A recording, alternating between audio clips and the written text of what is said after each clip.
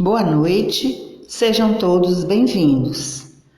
Hoje vamos conhecer um pouco da história do Centro Espírita dos Humildes, que foi fundado em 1º de junho de 1953 por Dona Noemi Borba Rocha, havendo completado 67 anos em 2020. Sua sede situa-se à Rua Aurora, número 160, no bairro da Conceição, em Itabuna, na Bahia, onde temos reuniões públicas doutrinárias terças-feiras, 19h30, costura de enxovais para recém-nascido, das 14 às 17 horas às quartas-feiras, reuniões de estudo de obras doutrinárias, quarta e sextas-feiras, e também estudo sobre a mediunidade às sextas-feiras.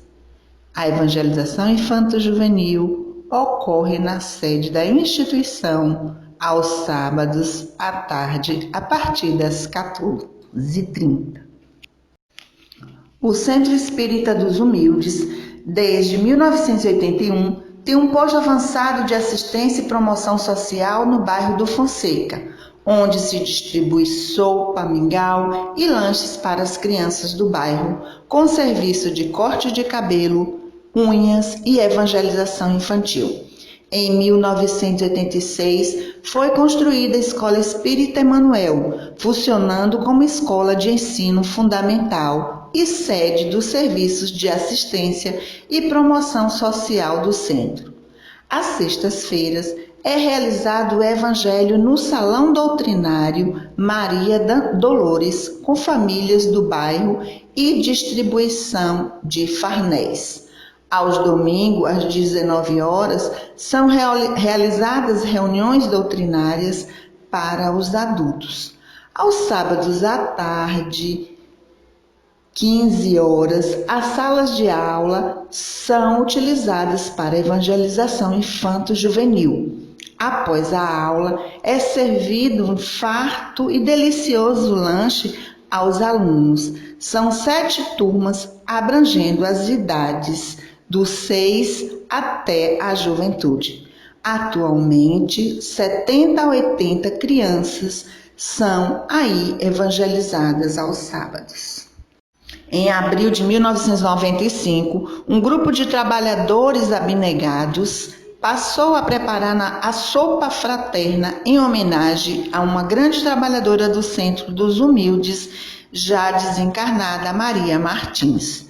Aos domingos pela manhã, são atendidas em média 30 famílias do bairro, com reuniões de esclarecimento às mães, evangelização de 60 crianças e distribuição de suculenta e saborosa sopa. Depois, temos um momento de agradecimento a Jesus e confraternização dos trabalhadores. Essa tarefa de amor tem 25 anos. Com a pandemia, a distribuição de enxovais continua, assim como o atendimento às crianças cadastradas para a sopa fraterna e para o Evangelho das sextas-feiras. As demais reuniões são realizadas online. E com imensa alegria e gratidão a Deus, nós do Centro Espírita dos Humildes agradecemos a todos que doaram seu tempo, seu olhar carinhoso, seu labor, seu recurso financeiro e emocional para prosseguirmos nesse trabalho de apoio e amparo ao próximo. Que todos sejam recompensados com as nossas melhores vibrações de eterno bem-querer. Gratidão a todos. Senhoras e senhores, queridas irmãs, queridos irmãos do Ideal Espírita, amigas e amigos que estão nos assistindo através do canal do IC no YouTube, o nosso fraternal boa noite, e que a paz do nosso Senhor Jesus encontre porta de acesso em nossos corações. Chegamos à última noite da 8ª jornada do Centro Espírita dos Humildes, que este ano abordou uma temática: Tende bom ânimo, eu venci o mundo. É um encerramento já com sentimento de saudade e um sentimento de que nós conseguimos atingir os objetivos almejados, que é exatamente a divulgação da doutrina espírita através das lições de Jesus interpretadas à luz do Espiritismo. O nosso momento musical da noite de hoje vai ser realizado por um Roxinol Grapiúna. Nós temos um Roxinol Grapiúna. É uma pessoa encantadora, tem seus dotes artísticos, uma voz lindíssima, um sorriso encantador, e ela vai nos ofertar algumas melodias que vão nos trazer uma harmonia interior para nos preparar para a palestra da noite.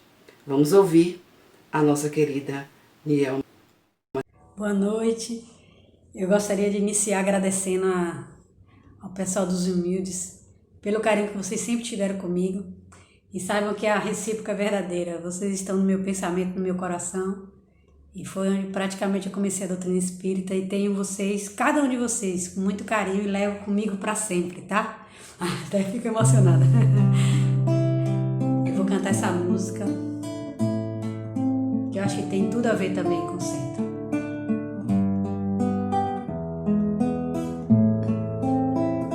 Senhor, faze-me instrumento de vossa paz.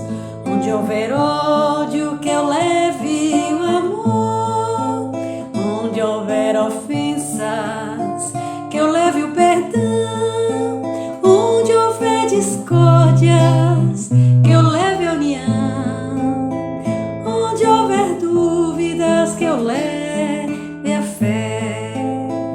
Onde houver erros, que eu leve a verdade. Onde houver desespero, que eu leve a esperança. Onde houver tristezas, que eu leve alegria. Onde houver trevas, que eu leve a luz. Ó Mestre, fazei que eu procure mais consolar, quer ser consolado, compreender, quer ser compreendido, amar, quer ser amado, pois é dando que se recebe, é perdoando que se é perdoado, e é morrendo que se vive para a vida eterna.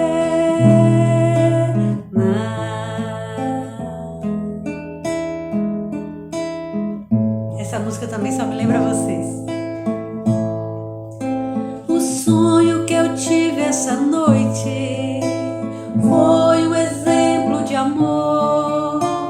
Sonhei que na praia deserta eu caminhava com Nosso Senhor. Ao longo da praia deserta, quis o Senhor me mostrar cenas por mim esquecidas. Tudo que eu fiz nesta vida, Ele me fez recordar. Cena das horas felizes, que a mesa era farta na hora da ceia. Por onde eu havia passado, ficaram 2 pares de rastros na areia.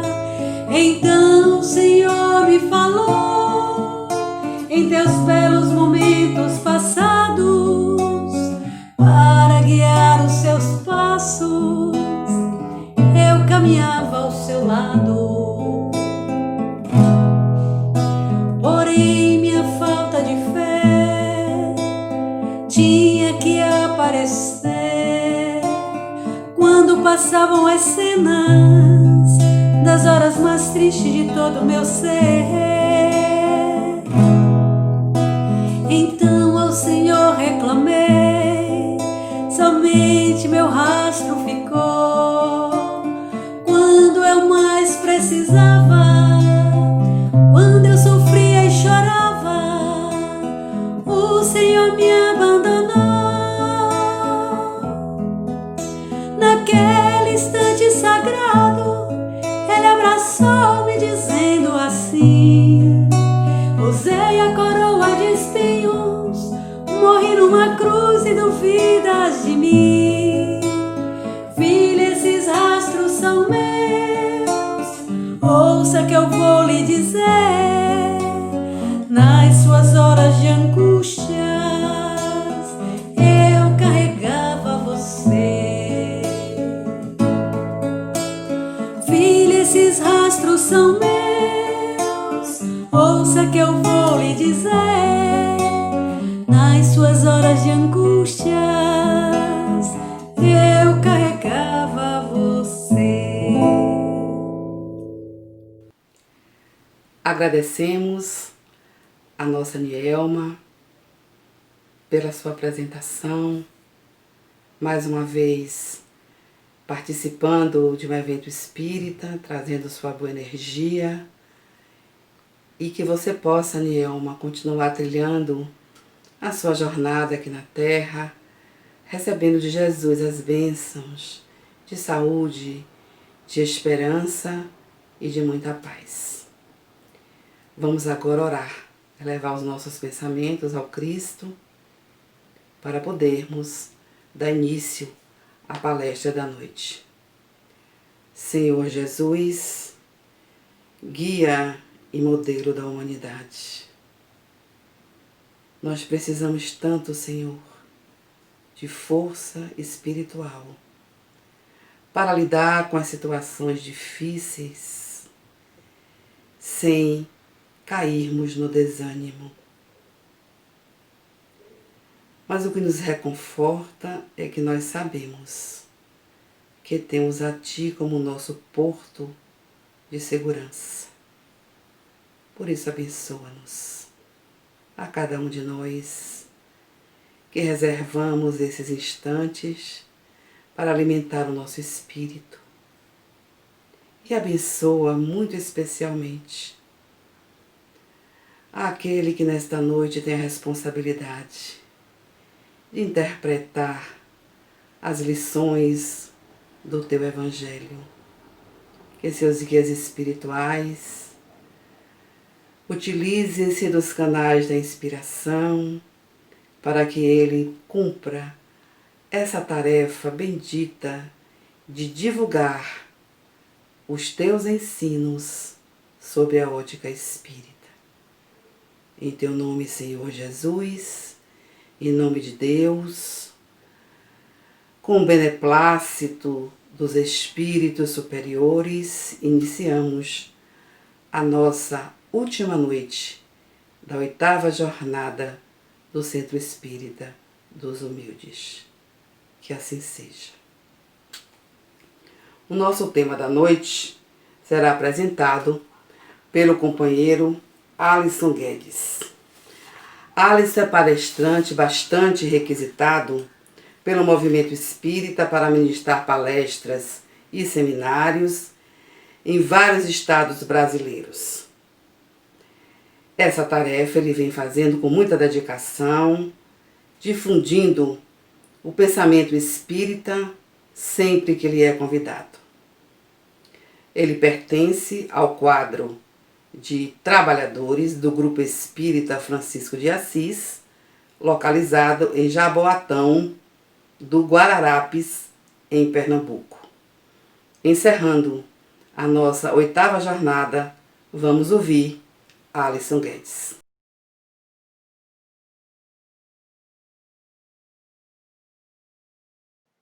Votos cordiais de saúde e paz a todos. É com muita alegria que estamos falando e aceitamos o convite para a 8ª jornada do Centro dos Humildes. Muitos são os amigos que temos aí e que obviamente nos alegra de maneira peculiar. Esse momento onde poderemos conversar um pouco sobre as lições de Jesus. E quando olhamos para a realidade do mundo, nesse momento em que nos encontramos, percebemos o quão contemporânea de fato é a sua mensagem, daí parabenizamos a escolha do tema, porque precisamos do bom ânimo para vencermos o mundo, de fato. E é exatamente nessa temática que nós gostaríamos de fazer, primeiramente, uma análise histórica, não tão profunda, mas para apenas lembrarmos o momento em que surge essas palavras de Jesus. Sabemos que, segundo o Evangelho de João, ele se encontrava momentos antes de ser aprisionado e a partir dali começar o seu processo da sua paixão, até ser levado ao Gólgota depois de muito sofrer por especialistas em tortura, como Roma apresentava essa característica. E é no mínimo intrigante para cada um de nós, conhecendo o que é a dor dentro da nossa experiência, porque todos nós temos algum tipo de experiência dolorosa, seja ela no campo psicológico, moral ou até mesmo no campo físico. O indivíduo que está próximo, sabendo que tudo aquilo que iria acontecer com ele, e ele volta-se para os seus apóstolos e vem narrando da necessidade que ele tinha de ir ao Pai para que o Pai enviasse o Consolador. E dizia a ele que falava tudo isso para que eles tivessem o bom ânimo para vencer o mundo. E fica aí o grande desafio de pararmos para pensar um pouco nesta figura que é Jesus de Nazaré, nesta personalidade que nos fala e que, se formos desatentos, ficamos até tendenciosos a ver se ele não tinha algum problema a nível psicológico, tendo em vista a condição que ele apresentava frente ao perigo que estava iminente. Há lições profundas que só mais tarde o Espiritismo nos daria a possibilidade de enxergarmos com mais delicadeza, com mais propriedade, para que pudéssemos extrair o máximo de lições para que venha a nos fortalecer não só nesses dias que estamos passando, mas também naqueles que futuramente virão, porque com certeza precisamos compreender que o fenômeno da própria vida, ela é feita de altos e baixos. Quando nós olhamos um paciente internado, às vezes numa UTI, está lá aquela máquina observando as batidas do coração e percebemos picos e vales, ou seja, altos e baixos. E quando porventura extingue-se a vida na matéria, aquele mesmo aparelho apresenta-se uma linha onde não mostra nenhum tipo de movimentação, mostrando que naturalmente só há vida quando vivemos nestes fenômenos de subir e descer.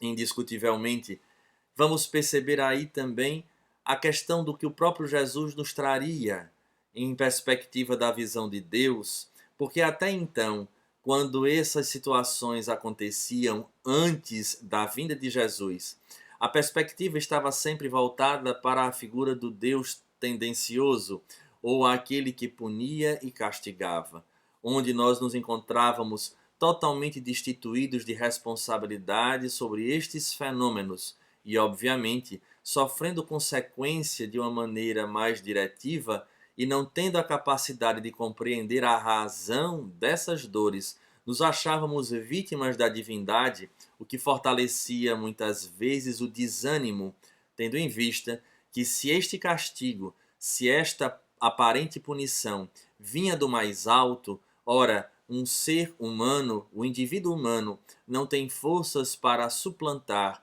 para superar uma punição vinda da própria divindade. E exatamente na figura de Jesus, perceberemos uma mudança de perspectiva completa, quando o próprio Messias agora nos apresenta Deus como Pai. Um Pai bondoso, no entanto, justo. E aí começamos a perceber já uma mudança nessas propostas que até então eram fortalecidas pela visão religiosa tradicional daquele período. Mas Jesus vem com esse intuito de romper com essa visão e proporcionar àqueles que de fato passaram a segui-lo, não apenas por conta dos fenômenos dos ditos milagres, mas das curas, mas em especial por conta desse conteúdo, no qual nós iremos perceber que, após chamar a atenção através dos fenômenos de cura, Jesus agora atraía para si a atenção da população e apresentava o Sermão do Monte, a grande síntese das suas lições.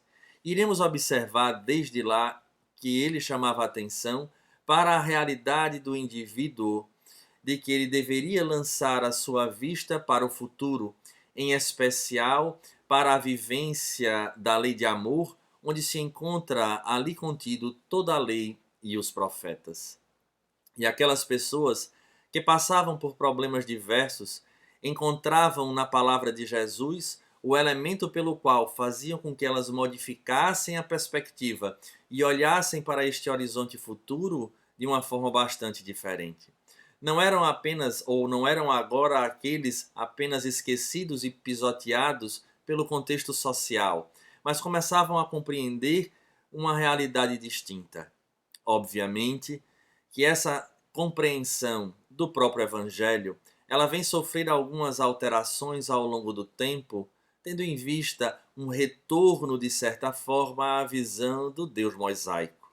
Não obstante, sabendo que essa mensagem era do próprio Mestre e que ela é ad eternum, ela não passa, nós recebemos a perspectiva espírita, o consolador que ele promete nessa mesma passagem, que viria a nos dar a capacidade de, utilizando da ferramenta filosófica, que pudéssemos destrinchar esse conteúdo de uma melhor forma.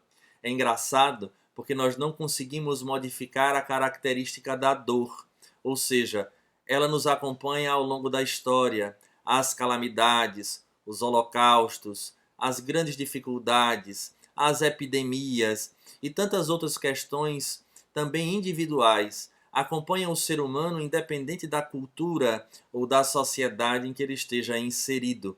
Mas a doutrina espírita, com a contribuição dada por Allan Kardec, quando nos abre a perspectiva da realidade do espírito, dos diversos tipos de mundo, nós imediatamente começamos a fazer uma releitura de toda essa mensagem de Jesus e passamos, obviamente, acalcando o conhecimento nestes princípios que regem a doutrina espírita, utilizando da ferramenta filosófica e, obviamente, pela aquiescência da razão, passamos, de fato, a ver quão contemporânea e importante é nós darmos ouvido a essa mensagem de Jesus.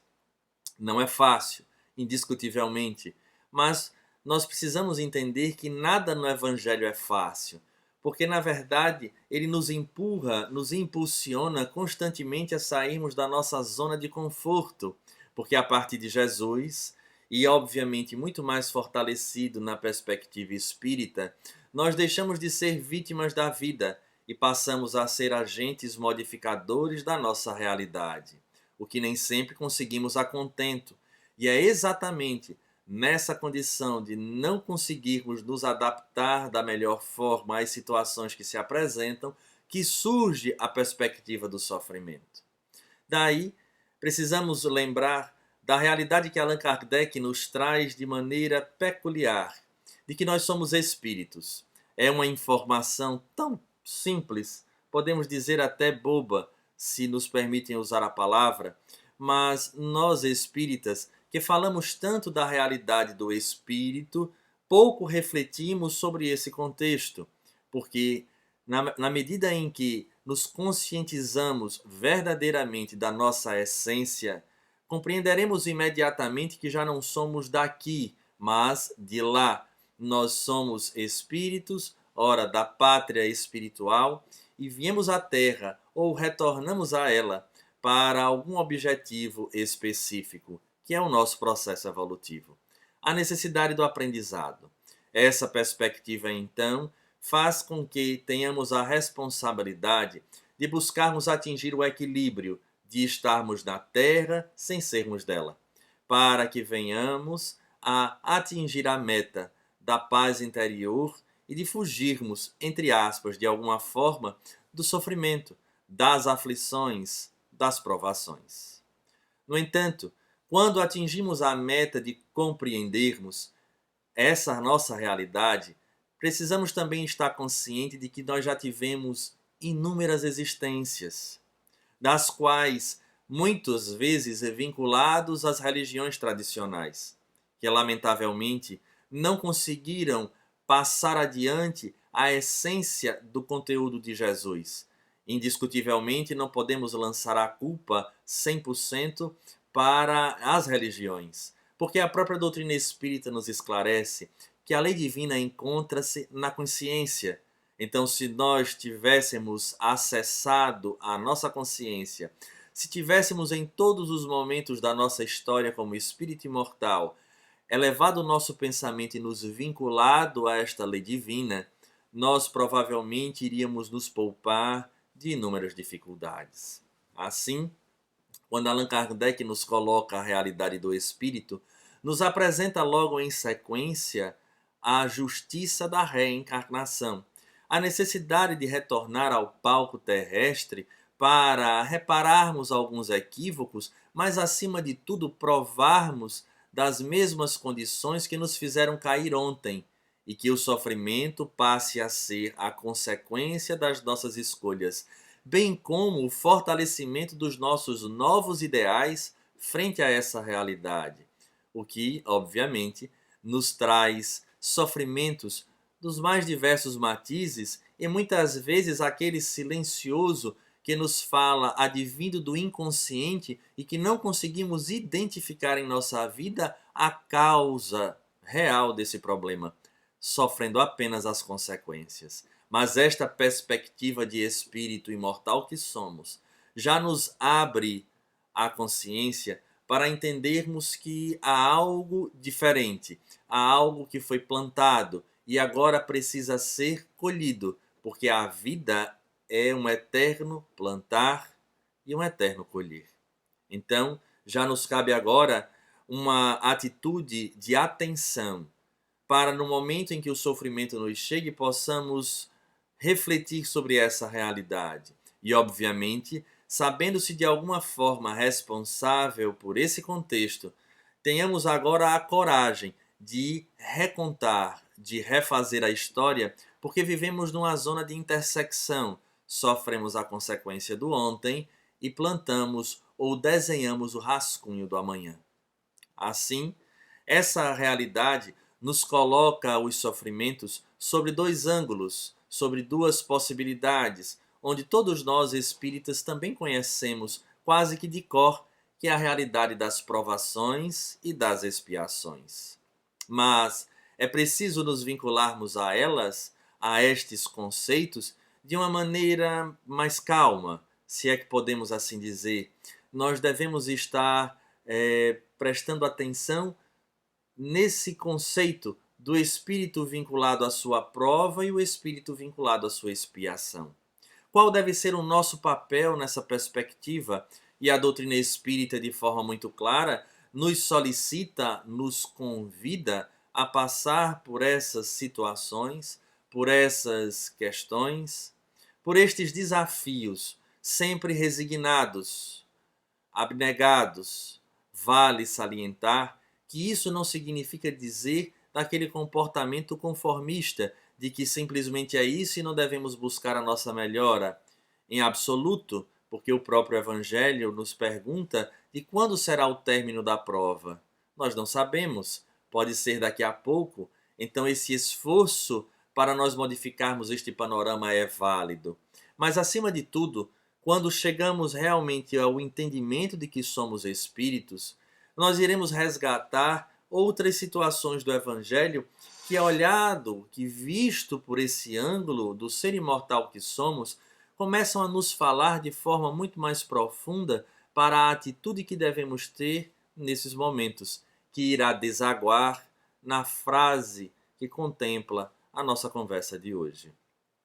Ora, quando percebemos que o Espírito, para adentrar este reino que vigem no coração do homem, que nós podemos dizer que ele se estabelece na consciência realmente, é necessário que o indivíduo consiga olhar para a sua própria consciência, onde está escrito talvez não só as leis divinas, mas acima de tudo todo o nosso histórico, e observarmos que se encontra com o currículo agora limpo perante os padrões ou os parâmetros da lei divina. Então, na verdade, quando nós estamos nesse processo de retorno à matéria, essa condição do resgate para limpar o nosso currículo consciencial, ele vai se apresentar nas formas mais simples, que muitas vezes nem nos apercebemos, a começar no corpo que nos abriga, neste escafandro celular, nesta vestimenta de carne, que logo logo deixaremos. A aprovação ou as provas já começam daí, porque já imprimimos em nossa matéria as dificuldades e os desequilíbrios que trazemos do nosso perispírito. E, obviamente, essas dificuldades muitas vezes nos incomodam e nós queremos mudar ou não aceitarmos, mas é preciso compreender a partir da própria oração dominical, que seja feita a vossa vontade. Porque sendo Deus agora na perspectiva espírita, nos seus atributos soberanamente justo e bom, e em seu conceito a inteligência suprema, ele orquestra a nossa vida de maneira tal que nós tenhamos a possibilidade de ter o maior êxito nesta experiência reencarnatória. Assim, o corpo que recebo, trazendo as suas respectivas peculiaridades, é a ferramenta ideal para que eu atinja a meta para a qual foi desenhado o meu retorno à matéria. A família que nos abriga, mesmo diante de tantos conflitos, porque acho muito difícil uma família não apresentar na sua intimidade alguns determinados desafios a serem vencidos. Essa realidade é o melhor desenho. A organização familiar é o melhor desenho para desenvolvermos aqueles valores que nos faltaram ontem, de tal maneira que nos geraram as consequências de agora. Isso, então, faz com que venhamos a nos esforçarmos. E aí lembramos a passagem do Evangelho, de que o caminho é a porta estreita, o caminho árduo, renunciar a si próprio, tomar a própria cruz. Ou seja, não vamos encontrar palavras de facilidade, mas o grande desafio que temos para modificar esse contexto que nós trazemos como herança. E aí vamos entendendo que de fato renunciar a si é renunciar ao homem velho que nós já somos e trazemos essa nossa mania ou tendência, seria a palavra mais feliz. O carregar a cruz nada mais é do que não só as consequências, mas a cruz de nós próprios. Porque a grande cruz não é só a consequência do que fizemos ontem, mas é trazer ainda o elemento causal, ou seja, trazer ainda as nossas tendências que causam as nossas dores. Porque a cruz em si ela é difícil de carregar, mas ela só se torna de fato o elemento de suplício no momento em que somos crucificados nela. Carregá-la é o grande fardo, é um peso. De fato, nós temos que carregar a nossa cruz, ou seja, esse homem velho que ainda nos arrasta e que se nós não tivermos cuidado, seremos crucificados novamente por nossa própria imprevidência, por nosso próprio desânimo frente a esses desafios da nossa mudança de panorama, da nossa mudança de horizonte. Assim, vamos observando que o Evangelho só faz nos impulsionar a termos de fato coragem, ânimo, porque se nós não mudarmos essa realidade, as coisas irão se repetir sempre numa perspectiva mais difícil, porque frequentemente estamos sendo reprovados na mesma prova. E quando somos reprovados seguidamente nas mesmas provas, nós chegaremos a atingir um momento de uma grande dor, uma dor superlativa, que não há nada que façamos na existência que modifique essa realidade, que seria a expiação. A expiação é uma sentença momentânea, e chamamos de momentânea porque ela dura uma existência, talvez duas, ou até outras mais, onde nós não conseguimos fugir naquele momento da reencarnação. É um paciente, é um indivíduo sindrômico, são pessoas que trazem problemas de deformidades e de outras situações mais que nós não conseguimos mudar essa realidade na atual existência. É porque, na verdade, nós tivemos as inúmeras chances e nós não quisemos renunciar a nós próprios. Nós não tivemos o bom ânimo para vencer essa condição que trazemos conosco. E, obviamente, o mundo que a representa. Porque, afinal de contas, para nós expressarmos o equívoco, o mundo é convidativo para vivermos ele. E aí, de fato, há a condição que Jesus nos convida.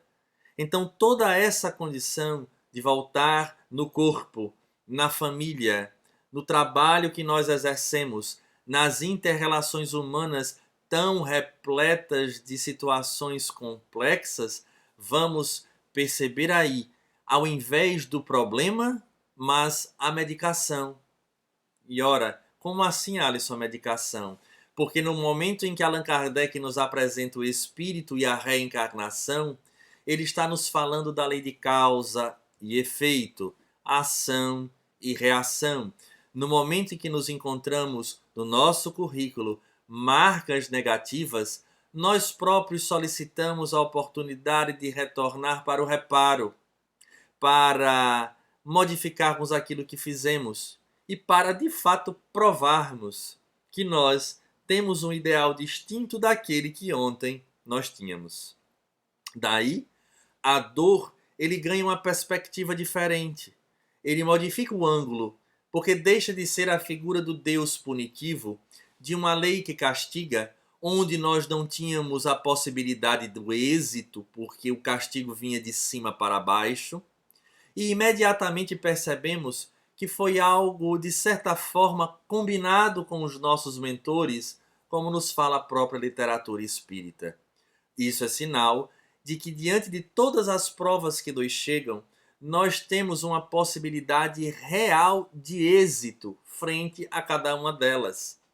E por mais difícil que ela seja, por pior que seja a sua consequência, aquilo que de pior pode acontecer na perspectiva humana não é outra coisa senão a própria morte, que é algo que nós tememos pela própria cultura funesta sobre essa condição desse fenômeno biológico natural.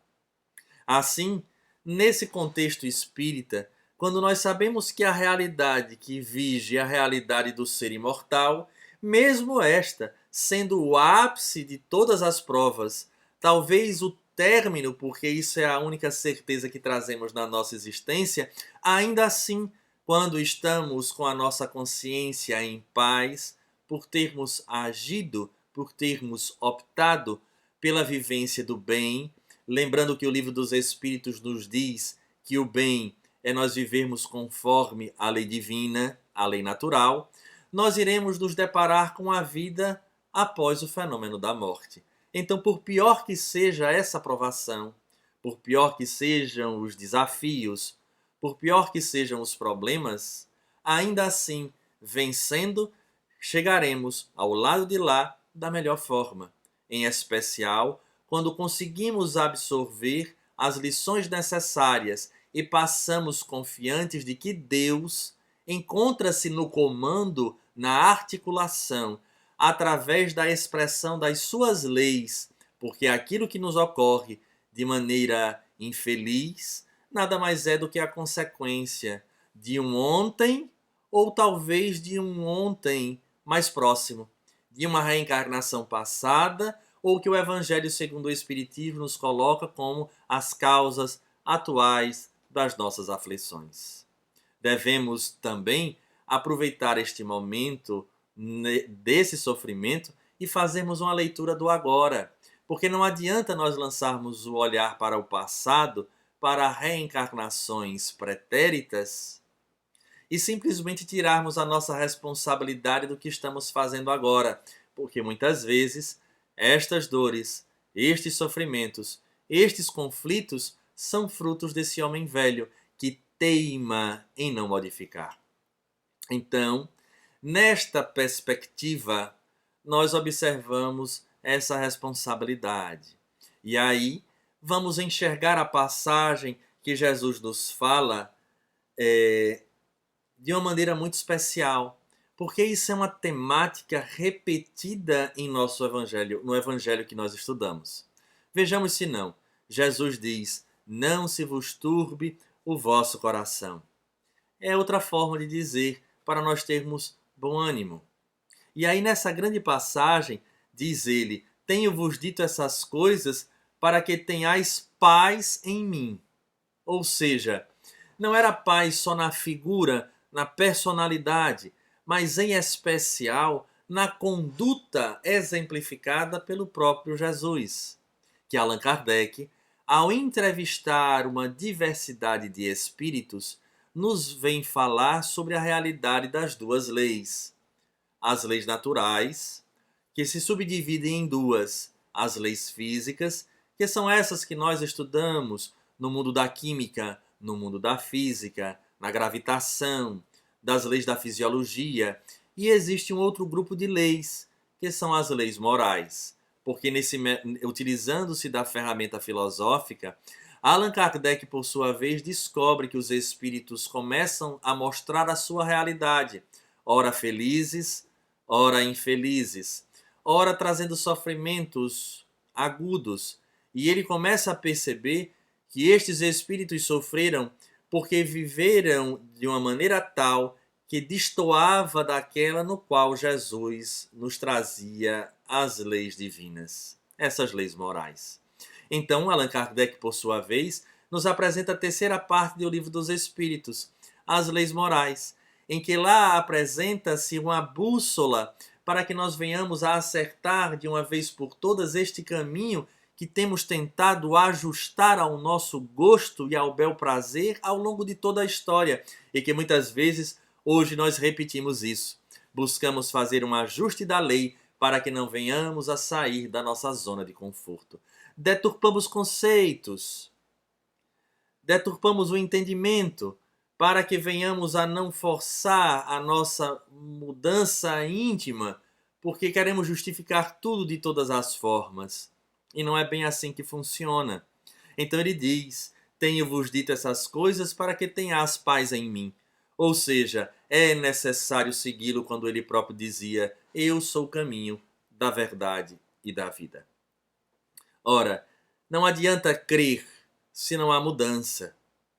Porque o objetivo não é crer nele apenas, mas é, acima de tudo, elegê-lo de fato como o mestre, como quem leciona, como quem nos mostra o roteiro a ser seguido. Mas este transitar, este caminhar, depende de nós. É a necessidade que temos de trilhar esse caminho da evolução. Agora, vamos pensar de uma maneira bem objetiva. Para aqueles que gostam ou que estão começando a se adaptar à necessidade do exercício físico, quando acordamos muitas vezes cedo para caminhar, nos falta uma coisa: coragem. Ou, numa palavra mais evangélica, em termos do tema da noite, nós podemos dizer ânimo.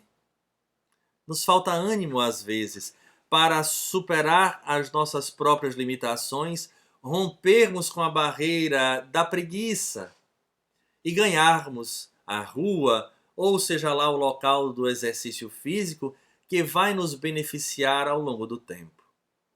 Essa analogia nós conseguimos fazer também nessa própria realidade, onde Jesus diz: no mundo tereis aflições. Paremos um pouco para refletir na perspectiva espírita o que o próprio mestre nos quis dizer. Há algumas observações que podemos extrair. No mundo tereis aflições. De que mundo Jesus falava? Do nosso. Provas e expiações. Ora, neste mundo nós teremos aflições, porque é a característica do mundo de provas e expiações. O próprio nome, ou melhor, essa própria realidade nos degraus, na escada evolutiva, já nos mostra há uma constatação. Quando ele diz: no mundo tereis aflições. Porque é difícil nós passarmos num planeta de provas e expiações e não sofrermos essas dificuldades.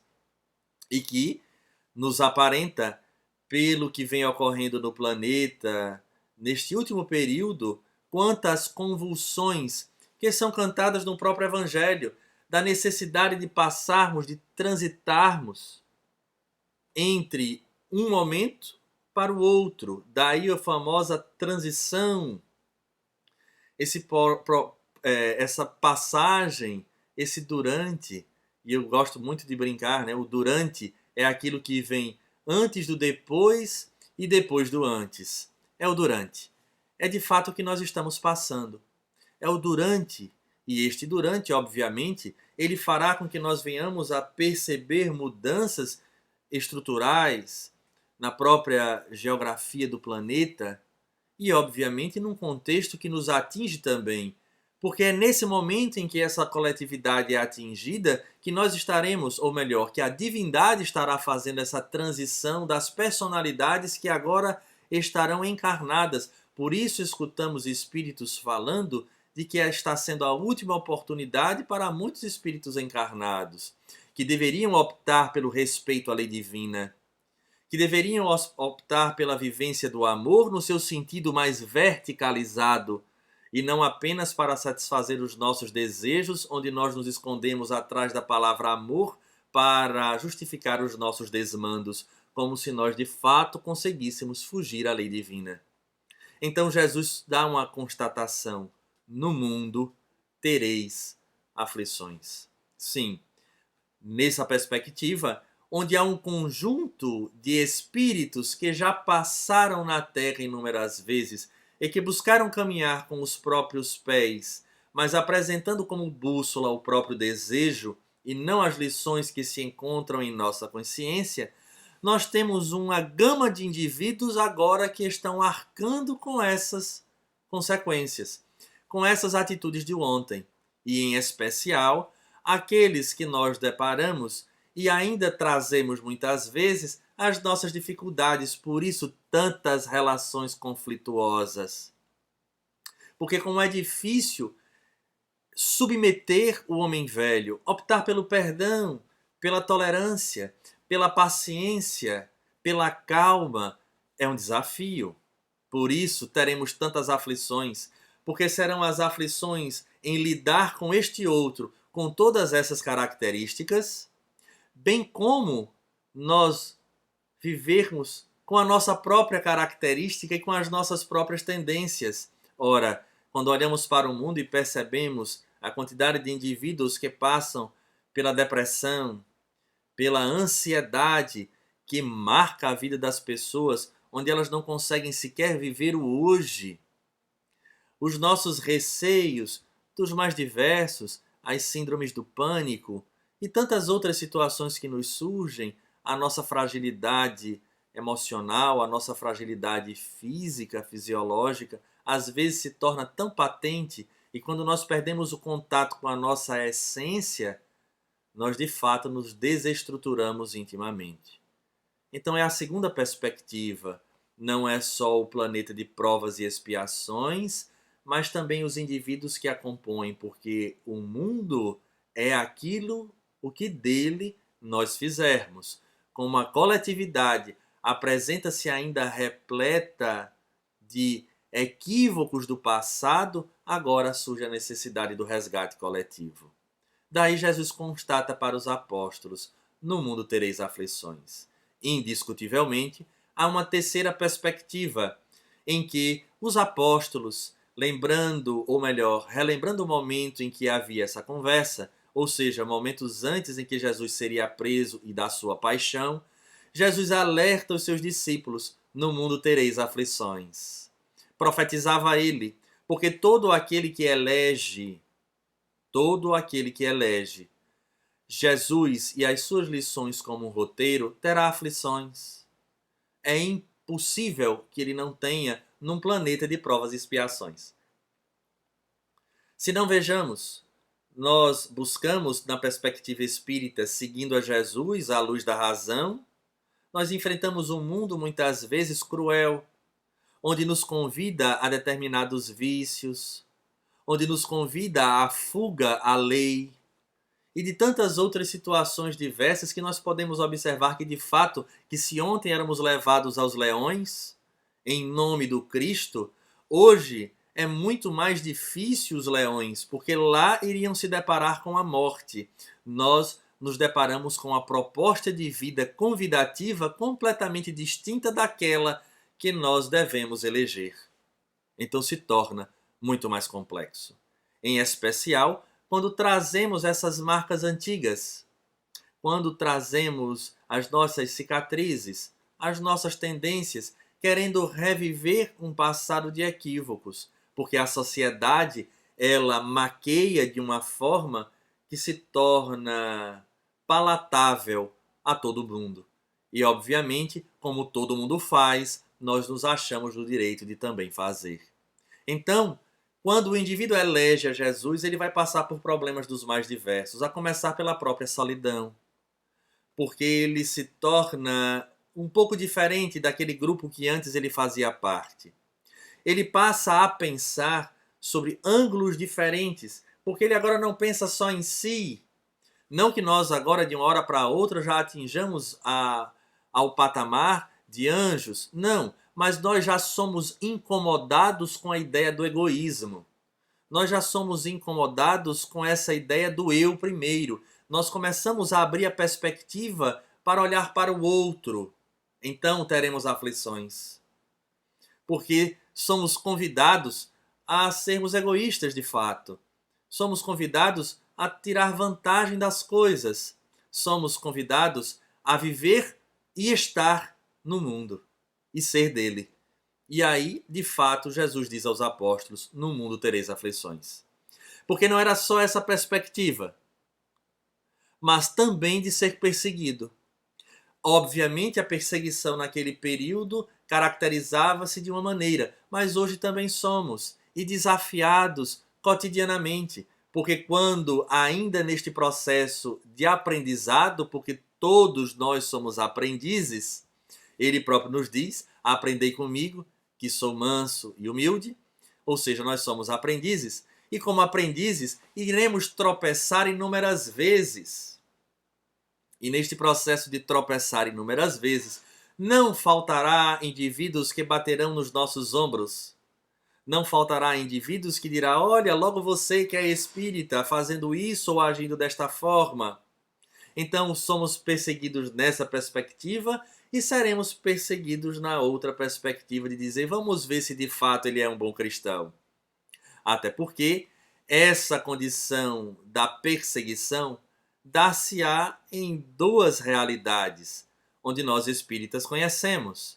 Na realidade do mundo objetivo, material, e na realidade do mundo espiritual, onde há indivíduos que, por conta da luta que travamos para a nossa mudança, irá buscar em nós, ou melhor, irá buscar em nós as nossas falhas e colocar na nossa estrada determinadas armadilhas para nos gerar o desconforto. Então, de fato, no mundo tereis aflições. Além do que, aquelas aflições, inclusive, que nós próprios trazemos, quando diante de uma queda, por conta do orgulho velado, nós sofremos profundamente, porque nos culpamos, porque já não podíamos agir dessa maneira. E assim nós ficamos num processo de remoer, entrando de fato no que Jesus nos diz, das aflições que encontraremos, porque a nossa imaturidade espiritual, que está vinculado ao egoísmo e em especial, neste caso, ao orgulho, fará com que nós não aceitemos a posição de aprendizes, porque já nos achamos mestres, em especial quando vinculados a uma doutrina como a espírita, que nos mune, nos enche de argumentos. Mas o verdadeiro argumento não é outro senão a necessidade da mudança interior. E aí o mundo se torna também muito mais aflitivo, muito mais complexo, porque não conseguimos perceber que estamos num processo de aprendizado. E assim, diante das repetidas quedas, dos tropeços que nós iremos ter naturalmente no processo de aprendizado, nós sofremos profundamente. Porque não nos perdoamos, porque não toleramos as nossas sombras, quando na verdade é preciso o esforço. E obviamente, neste momento em que nos deparamos com qualquer uma dessas perspectivas que falamos, quando nos relacionamos no mundo tereis aflições, falamos de algumas perspectivas, todas elas, sem exceção, irão desaguar num resultado único: o desânimo que nos atinge. A tristeza, desde aquele mundo repleto de dificuldades convidativos, porque quando nos damos a oportunidade de viver, logo em seguida temos as consequências que nos entristece e nos desanima. Quando somos perseguidos, idem, seja materialmente, objetivamente ou espiritualmente, e em especial naqueles momentos em que nos sentimos culpados. Ora, eu que sei tanto ainda estou agindo assim, e entristecemos. E ora, como eu não melhorei, como eu não consigo superar, eu me entrego de vez ao desmando. Todas as perspectivas, quando Jesus profetiza, tereis aflições, todas elas vão chegar a essa conclusão, vão nos dar como resultado o desânimo. E é engraçado, entre aspas, porque é exatamente o complemento da frase que faz com que nós venhamos a despertar. No mundo tereis aflições. Ele faz uma constatação, como nós já falamos. Mas, posteriormente, ele nos dá uma ordem. É o imperativo que ele diz, que ele nos lança. Mas, tende bom ânimo. É uma ordem. É imperativo divino. Ele aqui não está convidando. Olhe, veja bem, você não aceita ter bom ânimo? Não. Tende bom ânimo. Não desista. Coragem para o enfrentamento. Porque não há outra mensagem que não essa no Evangelho.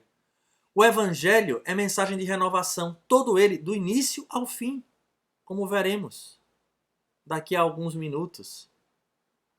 Então ele dá uma ordem. Tende bom ânimo. Ou seja, não fique remoendo no universo da culpa. Não chore porque você se entregou ao equívoco novamente, mas lute agora por modificar. O que não vale é ficar nessa atitude de não luta e de uma entrega total. Porque nós temos as nossas falsas ideias de que os indivíduos, quando modificam, eles não sentem ainda e não tropeçam. Não é bem assim. Mahatma Gandhi, para chegar onde chegou, ele demorou um certo período. Basta olhar a biografia dele. Não foi de uma hora para outra. Ele precisou de muito exercício, mas acima de tudo ele manteve acesa a chama da coragem, do bom ânimo. E é esse o nosso desafio. Diante dessas aflições que o mundo apresenta, que a doutrina espírita agora nos dá uma forma especial de entendermos essa mensagem de Jesus, ela também nos estimula a compreender o ânimo da melhor forma, porque, na verdade, vencendo essas tendências do homem velho, atingiremos a paz e a felicidade que tanto desejamos, porque não há outro roteiro, não há outra fórmula para nós chegarmos a esta medicação que nos levará à paz. Então é necessário sim um bom ânimo. Se nós estamos sendo perseguidos, tenhamos bom ânimo. Mas tenhamos a consciência de que isso é um fenômeno psicológico também em nós. Ai, Alisson, tem dia que eu estou triste. Respeitemos o dia. Há dia que nós estamos tristes, que nós não queremos fazer muita coisa. Vamos nos dar a oportunidade de fato de refletir, mas não de nos entregarmos ao marasmo. Chega um momento que está bom, de tristeza basta, porque a tristeza também não solucionará o problema. Então nós respeitamos, mas não nos tornamos, entre aspas, vítimas da nossa própria condição. Tem de bom ânimo, nós devemos levantar, e como bom brasileiro, levanta, sacode a poeira e dá a volta por cima. É esse o grande desafio, Por isso que quando conversava aos apóstolos, dizia ele que ele iria e retornaria, quando ele fala de forma velada sobre o seu processo da ressurreição, de apresentar-se novamente aos apóstolos. Então, é exatamente essa a nossa perspectiva, e a doutrina nos fala em especial dessa realidade. A cada aflição, a prova para amadurecer o nosso espírito, resgatar o nosso ontem e tornar mais feliz o nosso amanhã. É esse a grande proposta. E como nós falávamos, o Evangelho inteiro é repleto de bom ânimo para lutar contra as nossas próprias imperfeições que se refletem no mundo.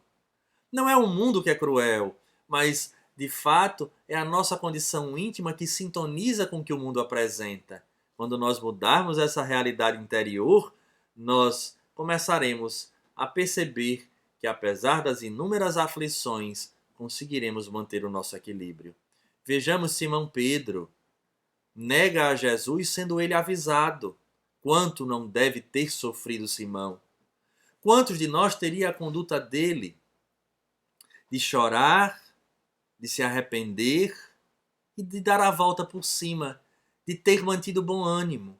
Veja que essa mensagem vem nesse momento em que Pedro o nega, em que Judas, por sua vez, o entrega tendo um outro objetivo, mas não compreendendo a mensagem de Jesus, ele se entrega ao desânimo. E este desânimo o leva ao suicídio. Pedro, por sua vez, compreende, supera aquele momento de tristeza e torna-se um exemplo na vivência das suas lições. E vamos encontrar todas as personalidades do Evangelho que modificaram a sua forma de ser, que tiveram bom ânimo para o bom combate e, a partir dali, conseguiram viver o Evangelho não isentos de sofrimento, mas sabendo passar por eles e dignificando cada momento da existência. Para nós, espíritas, o desafio não é outro senão esse. Iremos tecer lágrimas diversas, mas que não passe na nossa cabeça em nenhum momento a ideia de reclamar, de não aceitar, de achar que Deus está sendo injusto, mas saibamos ser gratos, porque aquela dor, aquele conflito, aquela aflição é de fato a consequência, seja do ontem ou da nossa atitude de agora, que nos convida a repensar e a refazer a estrada, acima de tudo, a reconstruir o nosso mundo íntimo. Portanto, esta mensagem de Jesus, à luz da doutrina espírita, nos é rica, profunda, nos convidando de fato a dias melhores. Portanto, lembremos da sua profecia. No mundo tereis aflições, mas tende bom ânimo. Eu venci o mundo, disse-nos ele. Que possamos fazer a nossa parte e, ao retornarmos um dia à pátria espiritual, tenhamos a possibilidade de também dizer que nós também vencemos. A todos os irmãos de Itabuna, a todos que fazem o Centro Espírita dos Humildes, a Edna, a Bezerra, a Aninha, a tantos amigos que temos, votos sinceros de saúde e paz. O Centro Espírita dos Humildes, Alisson, fique imensamente grato pela brilhante palestra que você nos trouxe. Foi para todos que estão assistindo essa jornada um momento ímpar de esclarecimentos espíritas cristãos.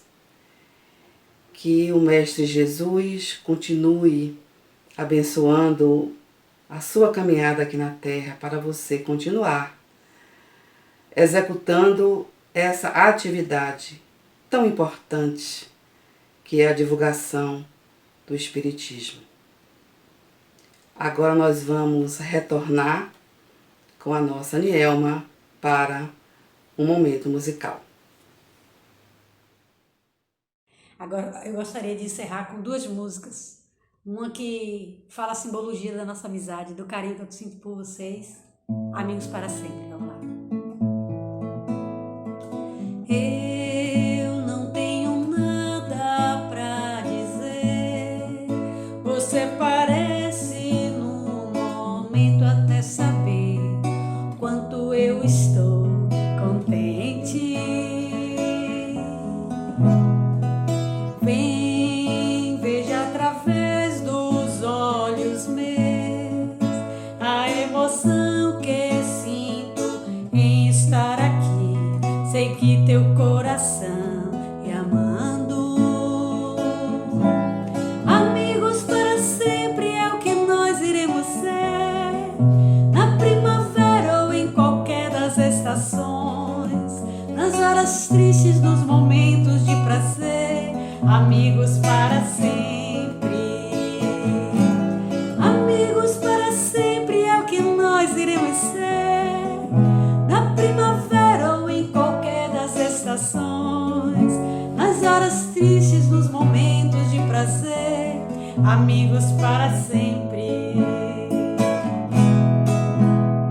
Você pode estar longe, muito longe sim, mas por te amar sinto ser perto de mim e o meu coração amando.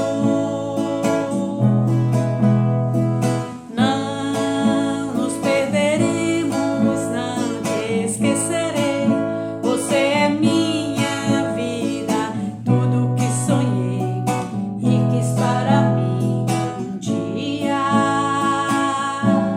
Amigos para sempre é o que nós iremos ser, na primavera ou em qualquer das estações, nas horas tristes, nos momentos de prazer.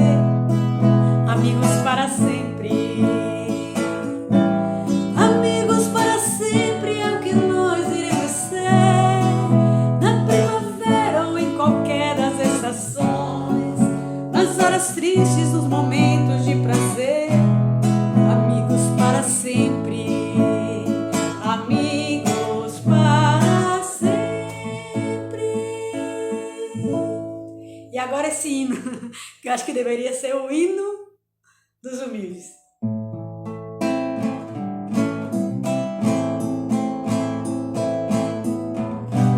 Somos companheiros, amigos, irmãos, que vivem alegres pensando no bem. A nossa alegria é de bons cristãos, não ofende a Jesus, não fere a ninguém. Para lá. A nossa alegria é bem do Evangelho, é bem do Evangelho. Vibrai e contagia, da criança ao velho, da criança ao velho. Mesmo entre perigos, daremos as mãos, como os bons amigos, como os bons amigos, como os bons cristãos, sempre ombro a ombro, sempre lado a lado. Vamos trabalhar com muita alegria pelo Espiritismo mais cristianizado, pela implantação da paz e harmonia. A nossa alegria é bem do Evangelho, vibra e contagia, da criança ao velho, da criança ao velho. Mesmo entre perigos, daremos as mãos, como bons amigos, como os bons cristãos.